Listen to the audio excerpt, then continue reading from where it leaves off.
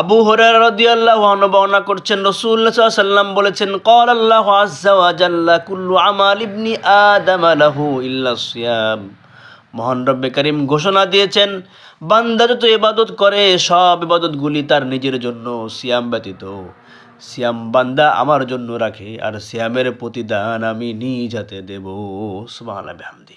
সমস্ত সৃষ্টিকুলের স্রষ্টা, রাজাদের রাজা, রাজাধিরাজ, ধনীদের যিনি ধন দিয়েছেন সেই ধনীদের ধনদাতা, গ্রহ নক্ষত্রের মালিক, সব কিছুর মালিক সেদিন আপনাকে নিজ হাতে প্রতিদান দেবেন। সুবহানাল্লাহ বিহামদি। তবে শর্ত হলো সিয়ামু জুন্নাহ, রোজা হচ্ছে ঢাল স্বরূপ।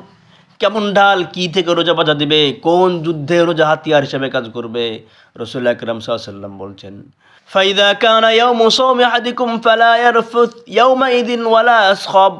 তোমাদের কেউ যদি সিয়াম পালন করে তাহলে পরে সেজন্য অশালীন কোনো কথা না বলে, অশালীন কোনো ভিডিও না দেখে, অশালীন কোনো কাজের সাথে না জড়িয়ে যায়, অশালীন কাজ কারবার থেকে নিজেকে সর্বদা বিরত রাখে।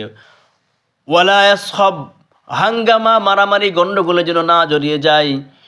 যদি কেউ তাকে গালি দেয়, যদি কেউ তার সাথে মারামারি করতে আসে, গণ্ডগোল করতে আসে, সে ব্যক্তিকে সে জানিয়ে দিবে, ইন্নী ইমরুন সাইম, তুমি আমার সাথে মারামারি করতে এসেছো, আমাকে মেরে দিয়েছো, গালি দিতে এসেছো, গালি দিয়েছো, শুনে রাখো আমি সিয়াম পালন করছি, রোজাদার, আমি তোমার সাথে মারামারিতে গণ্ডগোলে জড়াতে পারি না।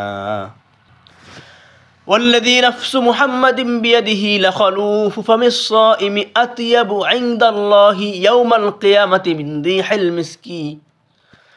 পৃথিবীর বুকে রোজা রাখার কারণে যেমন মুখে দুর্গন্ধ হয়েছিল, না খেয়ে থাকার কারণে দুর্গন্ধ হয়েছিল, সন্ধ্যাবেলায় মুখ থেকে দুর্গন্ধ বের হচ্ছিল, কিয়ামতের দিন কঠিন মুসিবতের সময় সারা পৃথিবীর মানুষের সামনে যখন সে উঠবে, তার মুখ থেকে মিশকে আম্বারের চাইতেও সুঘ্রাণ বের হতে থাকবে। সুবহানাল্লাহ বিহামদি। ওয়ালিস-সাইমি ফারহাতান ইয়াফরাহুমা। রাসূল আকরাম সাল্লাল্লাহু আলাইহি ওয়াসাল্লাম, যারা সিয়াম পালন করে তাদের আনন্দের মুহূর্ত দুইটা।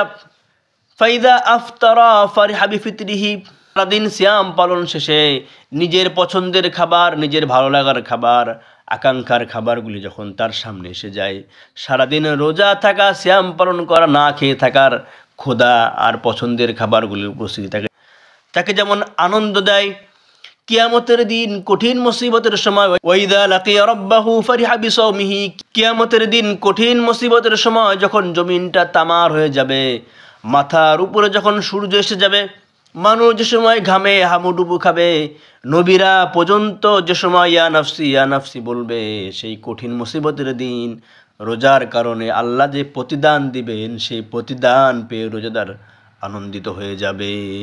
সুবহানাল্লাহ বিহামদি। হাদিসটি বুখারী বা মুসলিমে এসেছে। অতএব যে রোজার প্রতিদান আল্লাহর হাত থেকে পাওয়া যাবে, আল্লাহ রাব্বুল আলামিন যে রোজাদারের প্রতিদান তিনি নিজ হাতে দেবেন কিয়ামতের দিন, যেটা মানুষকে অসামান্য আনন্দিত করে দেবে, আল্লাহ রাব্বুল আলামিন আমাদেরকে সেই ধরনের রোজা রাখার তৌফিক দান করেন। আল্লাহুম্মা আমিন।